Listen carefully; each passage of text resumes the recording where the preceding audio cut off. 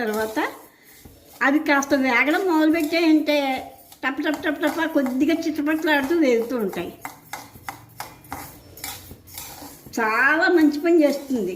ఇవి ఇంకా కొంచెం ఇష్టమైన వాళ్ళు ఏం చేయొచ్చు అంటే ఉప్పు కారం లేకుండా మెత్తగా వేయించేసుకుని దోరగా వేయించేసుకుని పొడి కొట్టుకుని కొంచెం బెల్లం కలిపి కాస్త నెయ్యి వేసుకుని ఉండల్లా కూడా తినొచ్చును.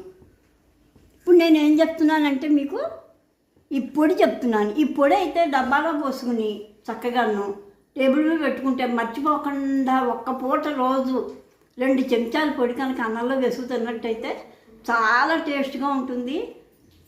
కడుపు అంతా ఫ్రీగా ఉంటుంది, మోషన్ అయిపోతుంది పొద్దున్నేను. మీకు రాత్రి అయితే రాత్రి వీలుంటే రాత్రి తినండి, పగలు వీలుంటే పగలు తినండి. కానీ మర్చిపోకుండా మాత్రం ఒక 2 చెంచాలు ఖచ్చితంగా తిని చూసుకోండి. ఒక 4 రోజులు తిన్నట్టయితే ఒక 40 రోజులు ఏదైనా ఒక మండలం అన్నారు. ఆ మండలం